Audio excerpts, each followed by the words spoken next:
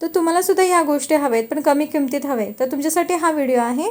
तर चला, हे जे कम्फर्ट पाऊच जे मी मागवले आहेत ना, ते फॅब्रिक कंडिशनर आहे, तुम्हाला सुद्धा माहिती आहे. आणि हा पाऊच मी का घेते, कारण की एक अंदाज लागतो. तर कपड्यांमध्ये 2 किंवा एकच पाऊच मी टाकते आणि माझे कपडे सुगंधित होतात आणि ते स्वस्त पण असतात. हे तुम्हाला सुद्धा माहीत आहे की एक पाऊच कितीला मिळतो. तर माझ्याकडे असं हे फॅब्रिक कंडिशनर बॉटलमध्ये पण आहे, जे पिंक बॉटल आहेत. पण मला ह्याचा अजिबात अंदाज येत नाही आणि ते महाग पण आहे, म्हणून मी असे मागवते. आता हे जे ऑनलाईन माझ्या अहोंनी मागवलेले म्हणून ते चुकीने आम्ही घेतलं आहे, पण असे पाऊच मी वापरते. परत हँडवॉशमध्ये पण तेच आहे ना, एवढे महागचे हँडवॉश आपण घेतो, महागडे हँडवॉश आपण घेतो. तर ते न घेता हे असे गोदरेजचे हँडवॉश पाऊच घ्या ना. एक बॉटलमध्ये रिफिल केलं तर चांगले 15-20 दिवस, जसं फॅमिली किती छोटी मोठी आहे त्यानुसार चालतं. मला महिनाभर चांगलं पुरून जातं.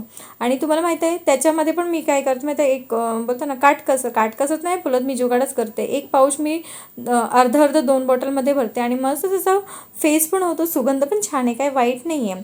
तर मग हे स्वस्तात मस्त किती बरं आहे ना. मग महागडे हँडवॉश आणि महागडे फॅब्रिक घेण्यापेक्षा हे असे पाऊच घेतले तर इझी पण पडतात आणि वापरायला पण ते सुटसुटीत असतात, जेणेकरून आपल्याला अंदाज पण येतो. नाही तर कंटेनर घेतलं ना, मग ओत किती ओतायचं तरी ते कमीच पडतं असं आपल्याला अंदाज लागतो.